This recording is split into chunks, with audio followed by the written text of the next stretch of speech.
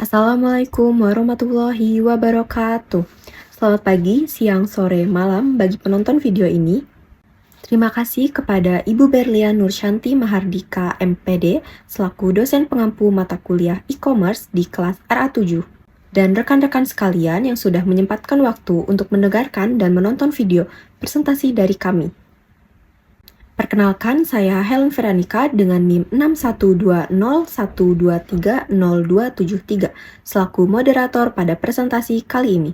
Kami dari kelompok 1 akan menyampaikan materi tentang studi kasus perusahaan e-commerce lokal dan internasional. Dan kali ini saya tidak sendiri, saya ditemani dengan rekan-rekan saya, ada Neng Silvi Miladia dengan NIM 612012300266. Ati Yulianti dengan NIM 612012300270. Wulan Meliawati dengan NIM 612012300271. Dan Ipan dengan NIM 612012300264. Baik, langsung saja pada materi pertama yang akan disampaikan oleh saya sendiri mengenai pengertian e-commerce dan jenis-jenis e-commerce. Baik, materi pertama mengenai pengertian e-commerce. Kalian tahu gak sih apa itu e-commerce? Jadi, e-commerce adalah aktivitas perdagangan yang terjadi melalui media elektronik. Dengan kata lain, sebenarnya e-commerce ini dapat dilakukan melalui media konvensional seperti televisi dan telepon. Mengingat keduanya juga masih termasuk media elektronik. Namun di era digital ini, berbagai kegiatan e-commerce lebih banyak terjadi melalui internet.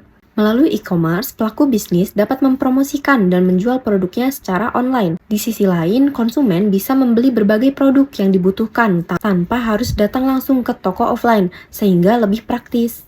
Namun, penting untuk diingat bahwa e-commerce berbeda dengan marketplace. Marketplace bisa dikatakan sebagai salah satu bentuk e-commerce. Ia hadir sebagai penghubung antara penjual dan pembeli, biasanya dalam bentuk platform online. Sementara itu, e-commerce memiliki cakupan yang lebih luas karena jenisnya pun beragam.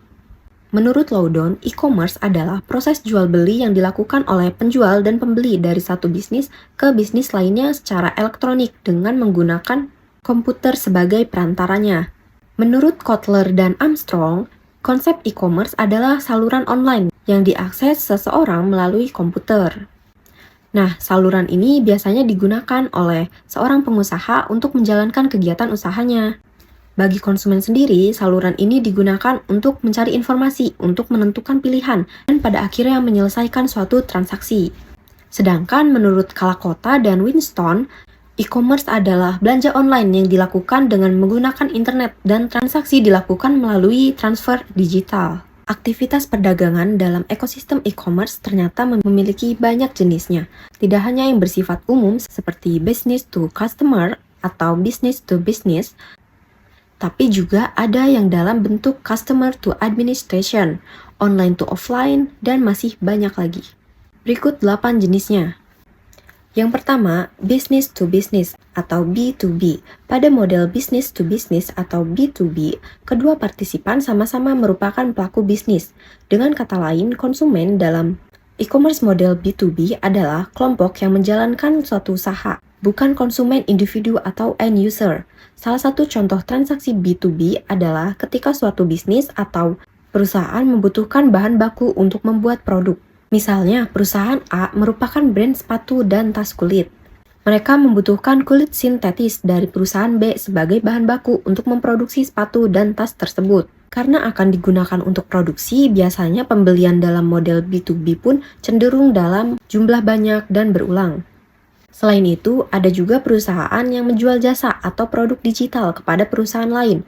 Contohnya seperti perusahaan yang menjual software akuntansi ke perusahaan lain, atau agensi yang menawarkan jasa digital marketing melalui website mereka. Yang kedua, business to customer atau B2C, berbeda dari B2B yang memasarkan produk mereka ke perusahaan atau sesama pelaku bisnis.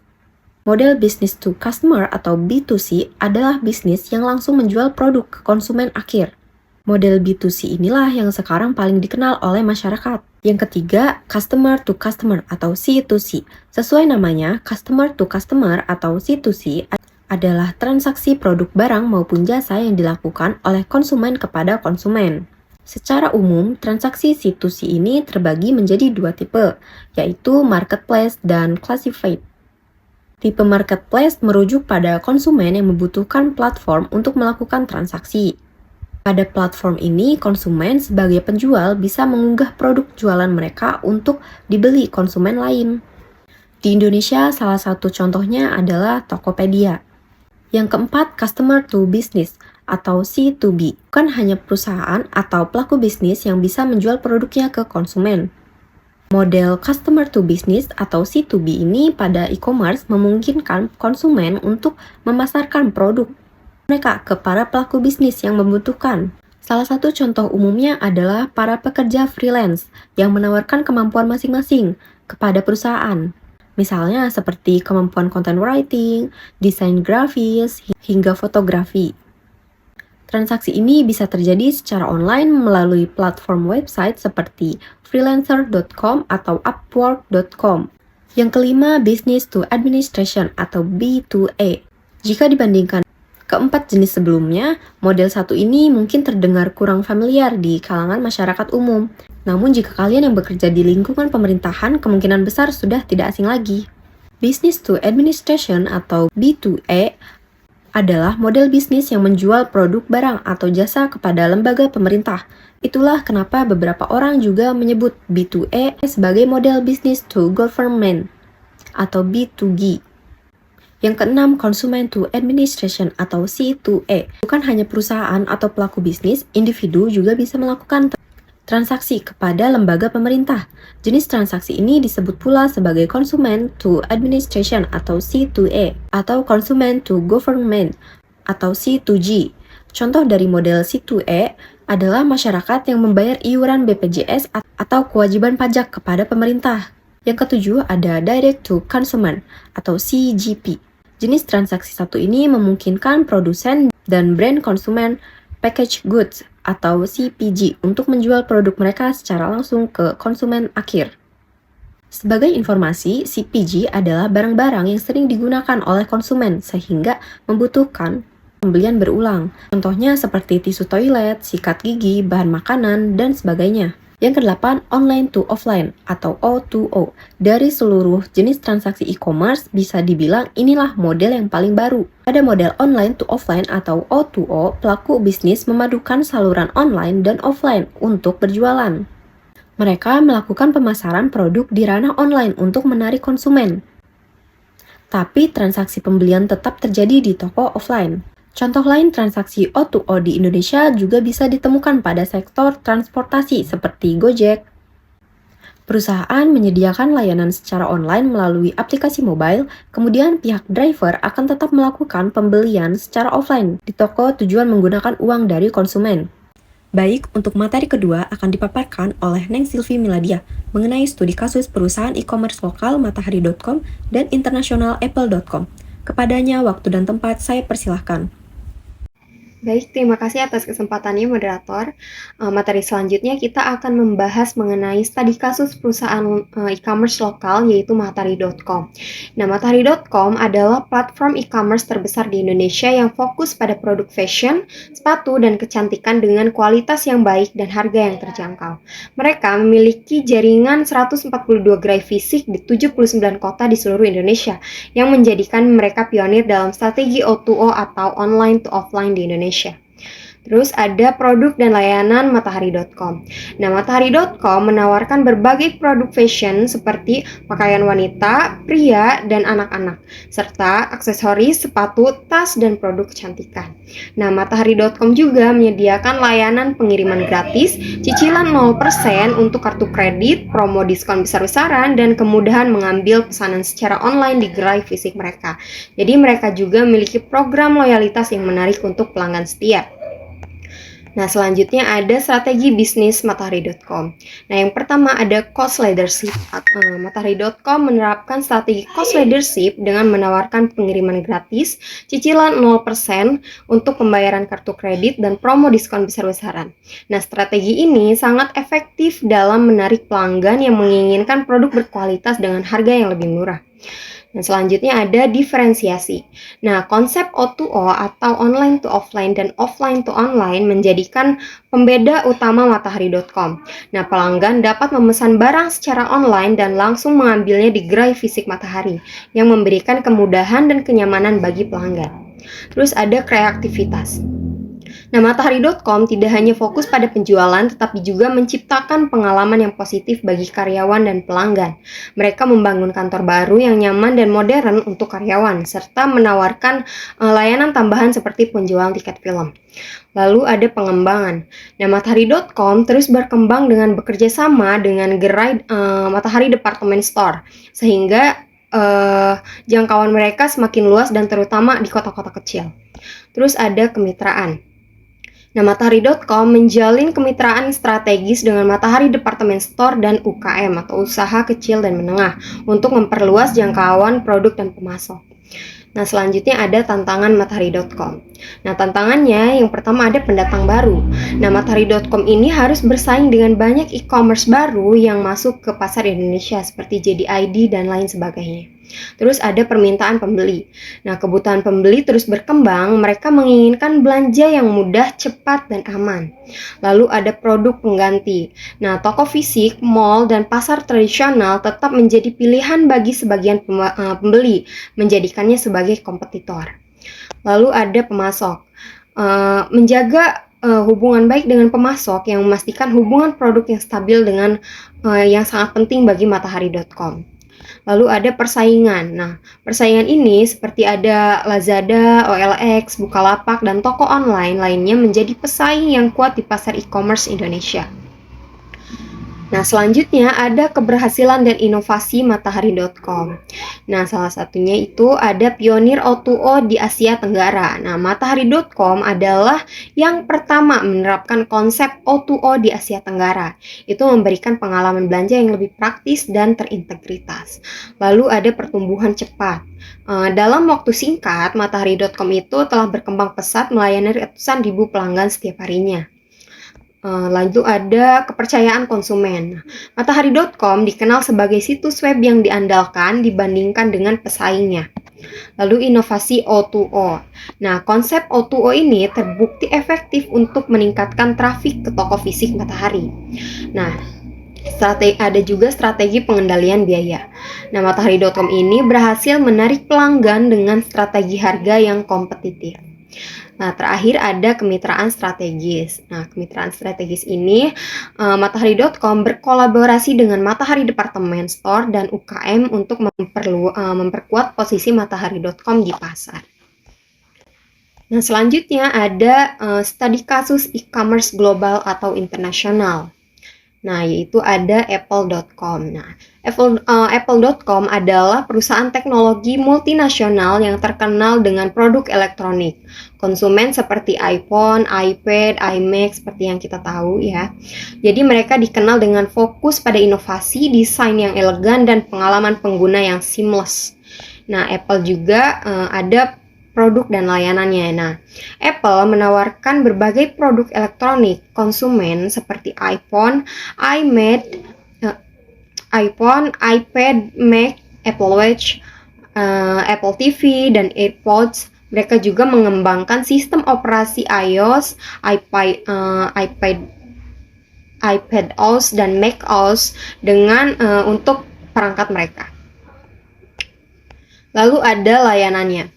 Nah, layanan Apple.com menyediakan layanan streaming musik atau Apple Music, streaming video atau Apple TV, streaming game atau Apple Arcade, layanan kebugaran atau Apple Fitness, dan layanan penyimpanan cloud atau iCloud yang seperti kita tahu, dan layanan pembayaran digital atau Apple Pay. Nah, ada juga strategi bisnis Apple.com. Nah, untuk strateginya yang pertama ada inovasi dan diferensiasi. Nah, Apple selalu menentang batasan dengan meluncurkan produk dan fitur inovatif dengan memikat konsumen. Terus yang kedua ada produk premium. Nah, Apple menempatkan produknya sebagai pilihan premium di pasar, menekankan kualitas desain pada harga. Terus ada ekosistem yang kuat. Nah, perangkat, layanan, dan aplikasi Apple yang berintegritas dengan baik menciptakan pengalaman yang unik bagi penggunanya ya. Lalu ada pengalaman pengguna. Apple berfokus pada pengalaman pengguna yang mudah dan intuitif, mulai dari desain, produk hingga layanan pelanggannya. Lalu ada branding dan pemasaran. Apple menggunakan strategi branding yang kuat untuk menonjolkan nilai yang unik untuk produk mereka. Terus ada nilai keunikan. Nah, Apple fokus pada pengembangan nilai keunikan produk daripada bersaing dengan harga. Nah, selanjutnya ada pelayanan pelanggan. Nah, Apple menyediakan layanan pelanggan yang responsif dan ahli melalui pusat bantuan online, toko fisik, dan layanan telepon. Terus yang selanjutnya ada manajemen operasional efisien. Nah, Apple memiliki manajemen operasional yang efisien termasuk strategi lokasi yang efektif dengan mengece resmi sebagian besar berlokasi di pusat kota ya. Jadi itu agar mempermudah kita untuk membelinya. Lalu ada pengembangan produk.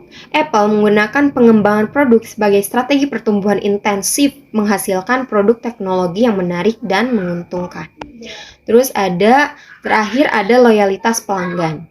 Nah, melalui ekosistemnya yang terintegrasi, layanan pelanggan yang luar biasa dan pengalaman pengguna yang unik, Apple membangun loyalitas pelanggan yang kuat. Nah, selanjutnya ada tantangan Apple.com. Nah, tantangannya yaitu ada persaingan yang ketat. Nah, Apple terlibat dalam persaingan dalam teknologi seluler dan layanan digital dengan menggunakan teknologi lain seperti Google, Samsung, dan Amazon. Terus yang kedua ada inovasi berkelanjutan. Untuk memenuhi kebutuhan konsumen yang terus berubah, Apple harus terus berinovasi. Terus yang ketiga ada ketergantungan pada produk utama.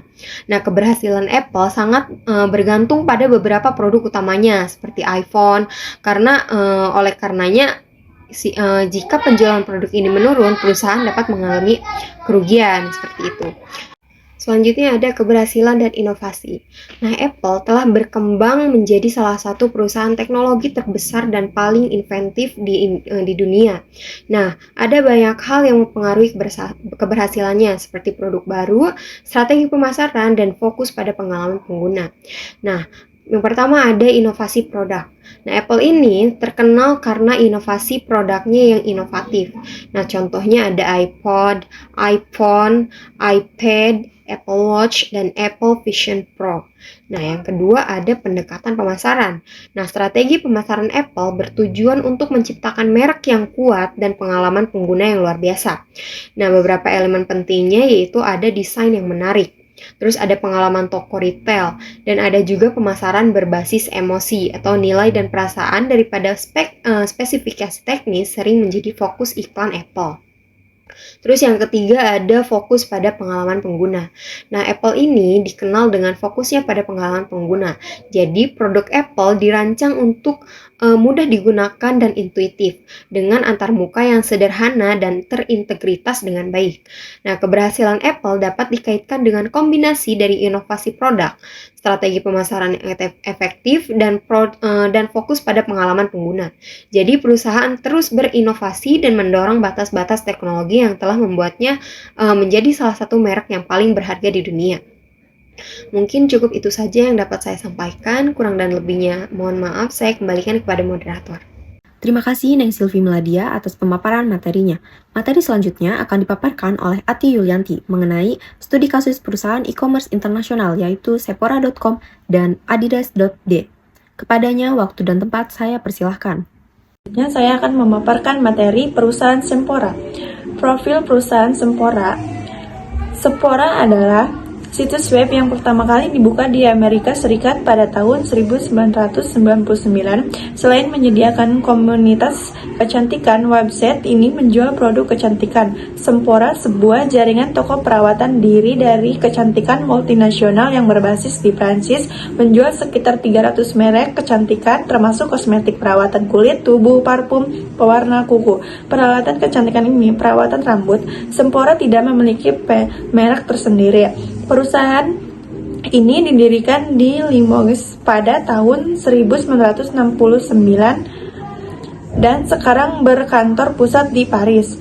LPMH memiliki Sempora sejak 1997. Nama perusahaan ini berasal dari istri Musa Zifora atau bahasa Yunani. Sempora pertama kali dibuka untuk umum di Paris pada Agustus 1969. Produk dan layanan yang tersedia di Sempora.com lebih dari 300 merek kecantikan buatan tersedia di Sempora, termasuk NARS Cosmetic, Makeover Forever, Too Faced, dan Sempora juga membuat aksesoris perawatan kulit dan riasan tersendiri. Lalu strategi bisnis. Yang pertama, pengalaman menarik belanja, menampilkan semua produk, area coba produk, strategi penataan rak. Yang kedua, promosi dan diskon, produk ukuran perbelanjaan, program penghargaan. Yang ketiga, meningkatkan kesetiaan pelanggan, di mana program Beauty Insider. Lalu ada pun tantangan yang dihadapi. Sempora.com adalah toko retail kecantikan online dan bersaing dengan berbagai toko kecantikan online dan offline seperti Ulta Beauty, Amazon, dan toko kecantikan lokal. Sempora.com juga menghadapi persaingan ketat dengan toko fisik dan platform e-commerce lainnya, serta tantangan untuk menjaga kualitas produk dan pengalaman pelanggan di dunia digital. Yang pertama, kualitas produk dan keaslian. Yang kedua, pengalaman pelanggan. Yang ketiga, logistik dan pengiriman. Yang keempat, pemasaran digital. Dan yang kelima, ekspansi global.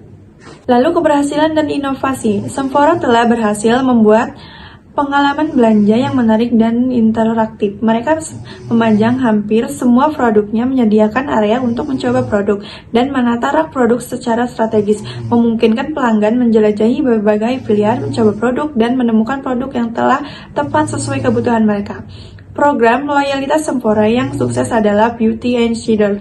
Dengan mengumpulkan poin untuk setiap barang yang dibeli, program mendorong anggota untuk membeli barang lagi. Strategi pemasaran yang kuat, branding yang kuat, dan fokus pada pengalaman pelanggan yang positif telah membuat Sempora menjadi merek yang sangat dihormati di seluruh dunia.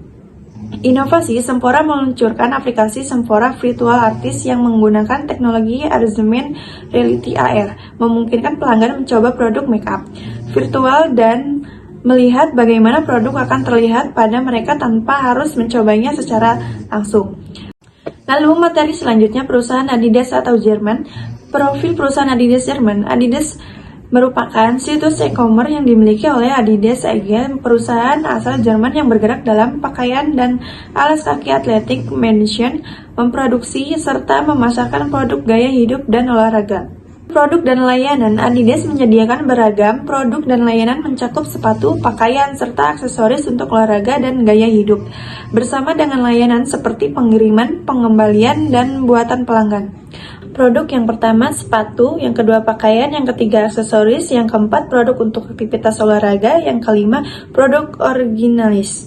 Strategi bisnis. Yang pertama memperkuat merek, yang kedua inovasi digital, yang ketiga loyalitas pelanggan, yang keempat penekanan pada produk dasar, yang kelima manajemen krisis, yang keenam kerjasama dan kreativitas, yang ketujuh pemasaran digital, dan yang kedelapan penjualan yang cerdas. Lalu tantangan yang dihadapi. Adidas yang merupakan platform e-commerce Adidas di Jerman menghadapi persaingan yang ketat dan perubahan pasar yang cepat, tetapi juga memiliki strategi untuk meningkatkan loyalitas pelanggan, memperkuat merek, dan memanfaatkan teknologi digital. Yang pertama, persaingan sengit. Yang kedua, tren pasar yang berubah cepat. Yang ketiga, evaluasi digital. Yang keempat, krisis reputasi. Keberhasilan dan inovasi. Keberhasilan yang pertama, Adidas sukses meningkatkan citra merek mereka lewat kampanye pemasaran digital yang efektif, kerjasama dengan influencer, serta menekankan inovasi produk. Yang kedua, Adidas memusatkan perhatian pada produk-produk utama yang menarik minat di pasar internasional seperti sepatu lari, sepatu football, dan pakaian atletik. Ini telah mendukung mereka dalam menjaga basis pelanggan yang solid dan mencapai kelayak yang lebih luas. Yang ketiga, Adidas telah membuktikan kemampuannya dalam mengelola krisis melalui komunikasi yang jelas dan cepat, serta untuk mengembalikan citra merek. Inovasi yang pertama, Adidas telah menanamkan modal pada teknologi e-commerce seperti aplikasi mobil, pengalaman berbelanja yang disesuaikan, dan pemanfaatan data untuk memperbaiki pengalaman pengguna. Yang kedua, Adidas memanfaatkan program loyalitas seperti AdiClub untuk memberikan imbalan dan pengalaman eksklusif kepada pelanggan setia. Program ini telah membantu mereka memperbaiki retensi pelanggan dan menjalin hubungan yang lebih kuat. Yang ketiga, Adidas bekerja sama dengan sejumlah mitra termasuk perancang dan inovator. Yang keempat, Adidas memanfaatkan data dan teknologi untuk mengumpankan proses penjualan serta meningkatkan efisiensi kepuasan pelanggan. Mungkin itu saja yang dapat saya paparkan. Saya kembalikan kepada moderator. Terima kasih Ati Yulianti atas pemaparan materinya. Materi selanjutnya akan dipaparkan oleh Wulan Meliawati mengenai analisis perbandingan antara e-commerce lokal dan e-commerce internasional atau global. Kepadanya waktu dan tempat saya persilahkan. Baik, terima kasih kepada moderator.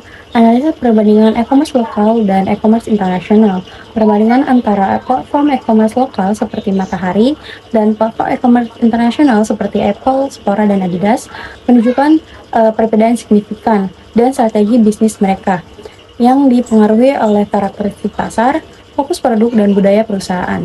Platform e-commerce lokal seperti Matahari berfokus pada dalam negeri dengan mengenali kebutuhan lokal dan memanfaatkan jaringan toko fisik yang sudah ada. Mereka cenderung menerapkan strategi kepemimpinan biaya untuk menarik konsumen dengan tawaran menarik seperti potongan harga dan cicilan 0% agar dapat bersaing di pasar yang kompetitif. Matahari juga mengadopsi konsep O2O atau online to offline yang khas dengan menghubungkan platform online mereka dengan toko fisik, memungkinkan pelanggan untuk mengambil pesanan di gerai fisik terdekat. Strategi ini tidak hanya meningkatkan kunjungan ke toko mereka, tetapi juga memberi kesempatan kepada pelanggan untuk melihat dan mencoba produk sebelum membeli secara daring, sehingga meningkatkan pengalaman berbelanja secara keseluruhan. Sebaliknya, platform e-commerce internasional seperti Apple, Sephora, dan Adidas menargetkan pasar global dan unggul dalam inovasi teknologi, produk, serta pengalaman pengguna. Mereka menempatkan diri sebagai merek unggulan melalui strategi branding dan pemasaran yang solid. Apple contohnya terkenal berkat inovasi produk yang mengubah permainan seperti iPhone dan iPad, serta sistem operasi terpadu. Sephora memberikan pengalaman berbelanja yang berbeda dengan area khusus untuk menguji produk dan program loyalitas yang efektif, menciptakan hubungan yang kuat dengan pelanggan mereka. Adidas menyoroti komitmen untuk keberlanjutan dan desain yang ikonik, menarik pelanggan yang peduli tentang lingkungan serta gaya hidup yang sehat. Tantangan yang dihadapi oleh platform e-commerce, baik lokal maupun global, juga tidak sama. Platform e-commerce lokal seperti Matahari mengalami persaingan yang intens dan pesaing lokal lainnya, serta menghadapi tantangan dalam mempertahankan kualitas produk dan pengalaman pelanggan di tengah persaingan harga. Mereka juga harus memikirkan cara untuk memperluas akses ke pasar global. Platform e-commerce internasional seperti Apple, Sephora, dan Adidas mengalami kompetisi dari perusahaan teknologi seperti Google dan Samsung, serta menghadapi tantangan dalam mempertahankan inovasi produk agar tetap menarik bagi pelanggan.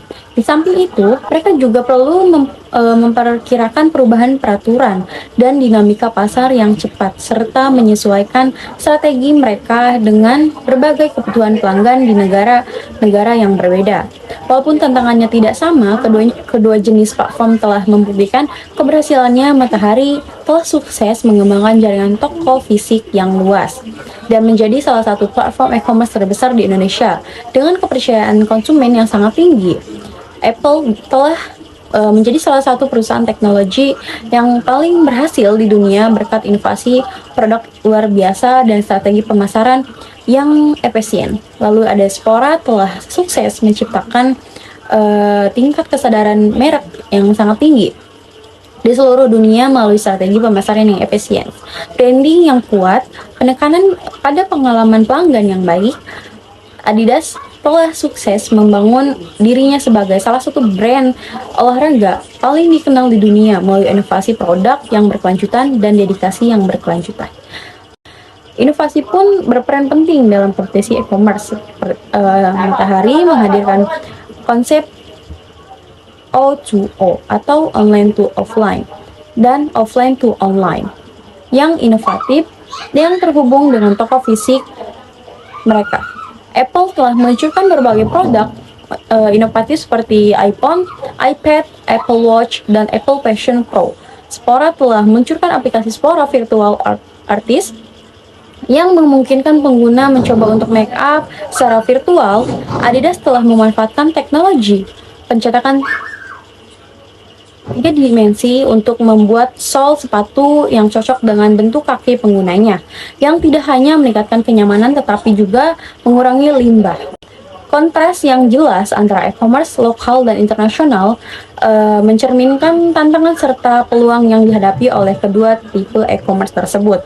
E-commerce lokal harus berinovasi agar tetap dapat bersaing dengan para pemain internasional, sementara e-commerce internasional juga harus menyesuaikan diri dengan kebutuhan pasar lokal. Matahari berorientasi pada pemahaman pasar lokal dan menyediakan produk yang ekonomis, sedangkan Apple dan Sephora dan juga Adidas berfokus pada inovasi teknologi, desain berkualitas tinggi, dan pengalaman pelanggan yang istimewa di pasar internasional. Akhirnya, kesuksesan jangka panjang bergantung pada kemampuan platform untuk berinovasi, memenuhi tuntunan pelanggan dan beradaptasi dengan perubahan pasar. Platform e-commerce yang sukses akan menjadi pemimpin di sektor mereka dengan memberikan nilai kepada pelanggannya dan memperkuat loyalitas mereka. Oke, sekian. Terima kasih. Saya kembalikan kepada moderator. Terima kasih Wulan Meliawati atas pemaparan materinya. Materi selanjutnya akan dipaparkan oleh Ipan mengenai kriteria pemilihan platform e-commerce. Kepadanya waktu dan tempat saya persilahkan. Kriteria pemilihan platform e-commerce. Memilih platform e-commerce merupakan salah satu langkah awal yang krusial dalam membangun sebuah toko online. Dengan memiliki website profesional bisnis, Anda akan terlihat lebih kredibel dan dapat meningkatkan kepercayaan pelanggan. Terdapat berbagai pilihan platform e-commerce baik dari dalam negeri seperti Toktal maupun dari luar negeri seperti Shopify, BigCommerce, dan Pollution. Setiap platform memiliki keunggulan dan kekurangan masing-masing. Oleh karena itu, penting untuk mempertimbangkan beberapa faktor sebelum menentukan pilihan. Berikut adalah 5 aspek yang perlu diperhatikan dalam platform e-commerce yang sesuai. Yang pertama, ada biaya yang dikeluarkan setiap platform e-commerce menawarkan paket harga yang berbeda. Yang kedua, ada fasilitas hosting dan pengelolaan website. Platform e-commerce yang ideal harus memudahkan pengguna dalam hal hosting, desain website, serta proses unggah produk. Yang ketiga, ada fitur belanja dan pemasaran. Tampilan toko online yang memiliki serta fitur yang lengkap dapat meningkatkan pengalaman belanja pelanggan. Yang keempat, ada keamanan dan privasi. Keamanan dalam transaksi online merupakan hal yang tidak boleh diabaikan. Yang kelima, ada layanan dukungan dan bantuan teknis. Saat menjalankan toko online, Anda mungkin akan menghadapi berbagai kendala teknis. Oleh karena itu, pilihan platform yang menyediakan layanan bantuan pelanggan yang responsif melalui berbagai saluran komunikasi seperti email, telepon, atau live chat. Dengan mempertimbangkan kriteria di atas, Anda dapat melihat platform e-commerce yang paling sesuai dengan kebutuhan bisnis. Salah satu platform yang memenuhi kelima kriteria tersebut adalah Shopify, yang tidak hanya menyediakan fitur unggulan seperti uji coba gratis, analitik mendalam dan aplikasi mobile. Tepat juga menawarkan pengalaman pengguna yang lebih optimal. Sekian dari saya. Terima kasih Ipan atas pemaparan materinya. Sesi selanjutnya adalah sesi tanya jawab. Bagi yang ingin bertanya, diperkenankan untuk bertanya di kolom komentar video YouTube ini. Kami akan menjawab pertanyaan-pertanyaan dari rekan-rekan sekalian. Dari pemaparan tadi dapat disimpulkan bahwa e-commerce telah mengubah cara kita berbelanja dengan menghubungkan penjual dan pembeli secara digital. Di Indonesia, perusahaan seperti Matahari.com berhasil dengan strategi unik yang menggabungkan belanja online dan offline. Mereka memudahkan pelanggan dengan layanan ambil di toko dan berbagai promo menarik. Namun, tantangan seperti persaingan ketat dan tuntutan konsumen yang tinggi tetap harus dihadapi. Perusahaan global seperti Apple, Sephora, dan Adidas menunjukkan bagaimana inovasi menjadi kunci sukses. Apple dengan produk-produk canggihnya, Sephora dengan teknologi virtual untuk mencoba make up, dan Adidas dengan produk olahraga berkualitas. Mereka semua berusaha keras untuk tetap unggul di pasar yang penuh persaingan ini. Baik perusahaan lokal maupun internasional punya keunggulannya masing-masing. Yang lokal lebih mengerti pasar setempat dan menawarkan harga kompetitif, sementara yang global fokus pada teknologi dan pengalaman belanja premium. Keduanya harus terus beradaptasi dengan perubahan tren dan kebutuhan konsumen agar tetap relevan. Pada akhirnya, kesuksesan di dunia e-commerce ditentukan oleh kemampuan memahami pelanggan, menghadirkan inovasi, dan memberikan pengalaman berbelanja yang memuaskan. Tantangan pasti ada, tetapi peluang untuk berkembang di era digital ini juga sangat besar bagi siapa saja yang bisa beradaptasi dengan cepat.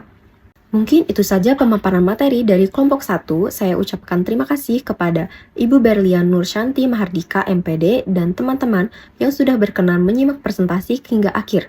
Saya kira pemaparan mengenai studi kasus perusahaan e-commerce lokal dan internasional ini sudah cukup.